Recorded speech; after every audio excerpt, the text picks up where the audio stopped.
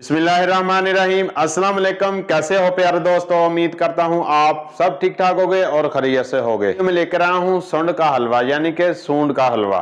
तो आइए देख लें फटाफट सूंड का हलवा तैयार कैसे करते हैं। इसके अंदर 1 कप आटे का ऐड कर देना छान के, ਜਿਹੜੀ ਅਸੀਂ रोटी बनाने वो आटा तुसी लै लेना। देसी घी 1 कप तुसी ऐड कर देना। देसी घी लेना ना 1 कप। अच्छे तरीके ਨਾਲ आटे ਨੂੰ और देसी घी ਨੂੰ ਅਸੀਂ मिक्स कर लेना ਵਾ ਤੇ कोई गुठली ना रहे। इस तरह ਤੁਸੀਂ शक्ल बना ਲੈਣੀ ਆ आटे ਦੀ ਘਿਓ ਦੀ। देसी घी ਨੂੰ और ਅਸੀਂ आटे ਨੂੰ अच्छे तरीके ਨਾਲ मिक्स कर लिया, ਜਿਹੜੀ ਉਹਦੀ कोई गुठली नहीं हैगी। और घी ਨੂੰ ਭੁੰਨਣਾ ਵਾ हल्की अग ਤੇ।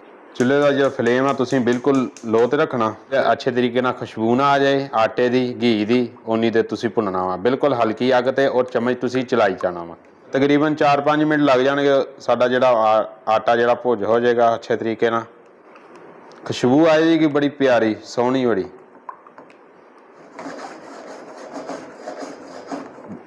चार 5 मिनट हो गए आ, साडा जिहड़ा आटा वा वो भुन हो गया चंगी तरह। तो बिल्कुल लो ते अग तुसीं रख देनी आ। जो तुसीं हुण पानी ऐड करना बिल्कुल ख्याल नाल ऐड करना। 4 कप हुण पानी दे ऐड कर देने।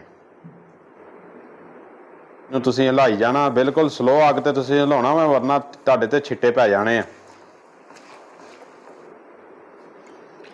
2 हो गया, 3 4 हिला देना वा। चुल्हे की जिहड़ी फ्लेम आ तुसीं ऑन कर देनी, थोड़ी तेज़ कर देनी आ। ते चम्मच नूं नाल ही असीं चीनी पा देनी आ जिन्ना तुसीं पसंद करदे आ। वैसे 1 कप तुसीं ऐड कर दिओ।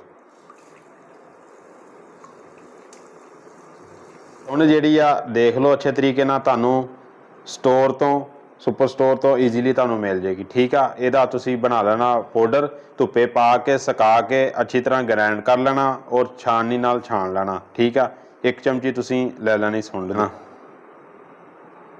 सुंड दी 1 चमची होर तुसीं ऐड कर देनी है। सुंड थोड़ी घट आ, इस वास्ते 2 चमचियां तुसीं ऐड करनियां। रेडी हो गया वा। हुण असीं इहदा टेस्ट करना वा चीनी दा और सुंड दा। ठीक है, वो असीं चैक कर लीए। माशाअल्लाह सब कुछ सही आ। दाम तुसीं लैणे आ अपने हिसाब नाल जिन्ने तुसीं पसंद करदे। तो और मिक्स कर देना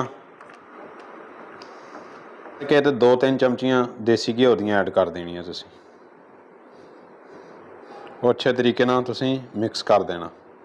माशाअल्लाह जी साडा जिहड़ा वा सूंड का हलवा रेडी हो गया।